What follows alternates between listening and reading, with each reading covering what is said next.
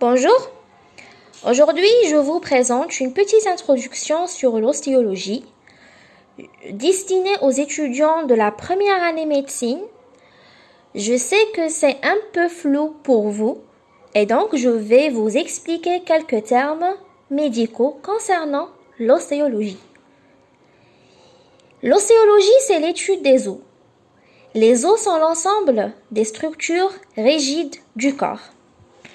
C'est la partie de l'anatomie qui traite des différentes pièces osseuses du corps humain. C'est la base de l'anatomie de l'appareil locomoteur. Il faut savoir qu'il existe dans le corps humain environ 206 os distincts. Ce nombre varie parfois avec des os surnuméraires, c'est-à-dire on peut avoir des os en plus. Le plus long et le plus lourd est l'os de la cuisse, c'est-à-dire le fémur, environ 50 cm pour un homme de 1,80 m, alors que le plus petit est l'étrier dans l'oreille moyenne qui pèse environ 4 mg. Voilà le squelette de l'homme, d'accord? Donc, le squelette de l'homme est formé par la tête osseuse, la cage thoracique, le bassin, le membre supérieur et le membre inférieur. On répète, le squelette de l'homme est formé par la tête osseuse, la cage thoracique, le bassin, le membre inférieur et aussi les deux membres supérieurs. Donc, la cage thoracique est formée par les côtes, le sternum et le rachis dorsal ou bien le rachis thoracique. D'accord? Le bassin est formé par les deux os coxaux ou bien les deux os iliaques, le sacrum et le coccyx, sachant que le sacrum et le coccyx forment la partie terminale de la colonne vertébrale ou bien du rachis. Et vous avez aussi les deux membres supérieurs, d'accord, qui sont formés par l'humérus, le radius, l'ulna ou bien le cubitus et les os de la main. Et vous avez le membre inférieur qui est formé par le fémur, la rotule, tibia, péroné et les os du pied. Très bien. Donc on répète. Le squelette de l'homme est formé par la tête osseuse, la cage thoracique qui est formée par les côtes. Voilà les 12 côtes d'une façon symétrique, le sternum et le rachis dorsal. Voilà les deux membres supérieurs qui sont formés par l'humérus, le radius, l'ulna et les os de la main. Les os de la main formés par carpe, métacarpe et les phalanges. Voilà le bassin qui est formé par les deux os coxaux, le sacrum, le coccyx, d'accord? Et le membre inférieur qui est formé par le fémur, la rotule ou bien la patella, fibula, d'accord? Fibula, tibia et les os du pied formés par tarse, métatarse et les orteils. C'est-à-dire, on a 3 étages. On a le tarse, le métatarse et les orteils. Dans la main, on a aussi 3 étages. Carpe, métacarpe, phalange. D'accord? Nous divisons le corps en grandes régions. Le centre, c'est le squelette axial et la périphérie, c'est le squelette appendiculaire. Le squelette axial est formé par le rachis, c'est-à-dire la colonne vertébrale, la tête osseuse, la cage thoracique et l'osioïde. À la périphérie, vous avez le squelette appendiculaire qui est symétrique, c'est-à-dire on a deux membres supérieurs, deux membres inférieurs, se fixe sur le squelette axial formé par les os des membres supérieurs et inférieurs. D'accord? C'est-à-dire on a le squelette axial, d'accord? Et on a le squelette appendiculaire. Le squelette axial est formé par la tête osseuse, d'accord? Par la colonne vertébrale ou bien le rachis et par la cage thoracique. La cage thoracique qui est formée par les côtes, le sternum et le rachis thoracique. D'accord? Et vous avez le squelette appendiculaire qui est formé par les deux membres supérieurs et les deux membres inférieurs, sachant que le squelette axial, d'accord, ou bien le squelette appendiculaire se fixe sur le squelette axial par des ceintures. On va voir ça. D'accord? Répétons.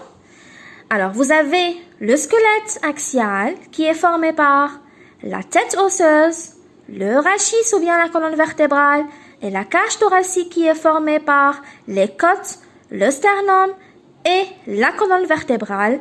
Vous avez ici les deux clavicules et ici vous avez le bassin qui est formé par les deux os coxaux, par le sacrum, voilà le sacrum, par le coccyx, d'accord? Et puis, vous avez le squelette appendiculaire qui est formé par le membre supérieur et le membre inférieur. Le membre supérieur, vous avez ici la scapula ou bien l'omoplate.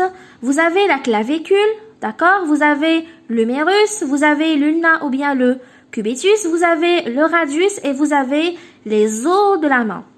Et vous avez le membre inférieur, bien sûr, qui est formé par le fémur, par tibia, fibula et par les os du pied.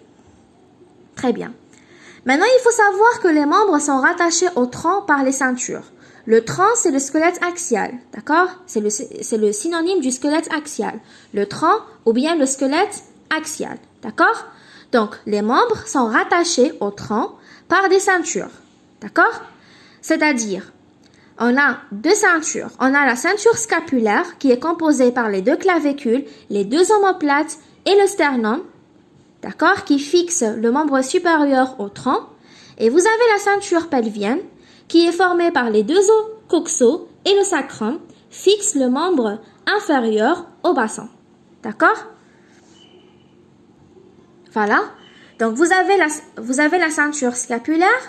La ceinture scapulaire qui est formée par les deux omoplates d'une façon symétrique. Vous avez la clavicule et vous avez aussi le sternum.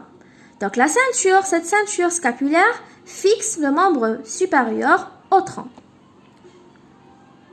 Et vous avez aussi la ceinture pelvienne, d'accord?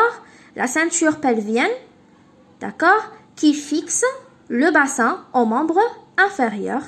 Et voilà le bassin qui est formé par les deux os coxaux et par le sacrum. Les deux os coxaux sont reliés entre eux par la symphyse pubienne. D'accord? Donc le rôle du squelette, c'est le soutien, c'est la protection. Oui, bien sûr, le soutien et la protection des organes. Par exemple, vous avez la cage thoracique qui protège le cœur, les poumons, le thymus, la partie supérieure du foie, l'estomac dans sa partie supérieure, la rate, etc. Donc, vous avez des organes nobles qui se localisent à l'intérieur de la cage thoracique et qui sont présents, qui sont protégés par la cage thoracique. Et vous avez aussi le rôle dans le mouvement. Bien sûr, le membre supérieur et le membre inférieur, on va les utiliser dans les différents mouvements. Par exemple, vous avez la pronation et la supination, d'accord? Vous avez la pronation et vous avez la supination. Vous avez la flexion et l'extension. Vous avez différents mouvements que je vais les expliquer dans les prochaines vidéos.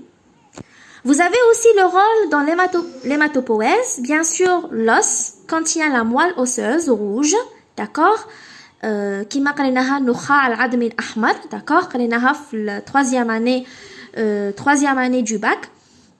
قلنا النخاع العظمي الأحمر, donc c'est la moelle osseuse rouge. Cette moelle osseuse rouge produit, d'accord, les globules rouges, les globules blancs et les plaquettes. Ça veut dire les éléments importants du sang, d'accord, les éléments, les composants du sang naissent à partir de la moelle osseuse. Vous avez aussi le rôle dans le stockage. Bien sûr, vous avez le calcium et le phosphore, d'accord. Bien sûr, le calcium et le phosphore, qu'on va le trouver, on va trouver vraiment le calcium avec une très grande quantité dans les os, d'accord.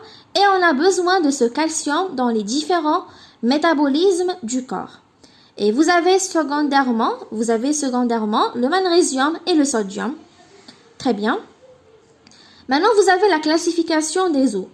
On a des os longs, des os courts, des os plats et des os irréguliers. Je vais donner des exemples à chaque forme. Voilà les os longs. Ils ont une dimension largement supérieure aux deux autres, d'accord? Donc, localisés dans les membres. Par exemple, vous avez l'humérus dans le membre supérieur, le radius, l'ulna, et vous avez fémur, tibia dans le membre inférieur, d'accord? Vous avez les os courts, comme les os de la main, c'est-à-dire le carpe, le métacarpe, d'accord? Ce sont des os qui sont courts et plus ou moins cubiques, d'accord? Par exemple, les os de la main, les carpes, les os du pied, tarse, voilà, les carpes, d'accord? Les carpes, les métacarpes, ce sont des os un peu plus longs, d'accord? Les os courts qui prennent une forme cubique, c'est les carpes, les os de la main, et vous avez aussi les tarses, les os du pied. Voilà les os plats, la scapula par exemple, d'accord, qui forment la ceinture scapulaire avec la clavicule et le sternum, qui relie le membre supérieur au tronc. Voilà, donc généralement les os plats ont une fonction de protection et de soutien. Par exemple, vous avez les os du crâne, protègent le cerveau, d'accord? Vous avez aussi les côtes qui rentrent dans la constitution de la cage thoracique et qui protègent les organes nobles comme le poumon, comme le cœur, comme les différents organes. Et vous avez aussi les os irréguliers qui ont une forme irrégulière. Par exemple, vous avez l'os coxal qui rentre dans la constitution du bassin, d'accord? Et vous avez aussi les os vertébrales, d'accord? Qui forment le rachis, la colonne vertébrale. D'accord? Maintenant, pour la structure d'un os lent, vous avez bien sûr trois parties essentielles. L'épiphyse proximale, d'accord, la partie supérieure, la diaphyse ou bien le corps, et l'épiphyse distale ou bien la partie inférieure. Et merci.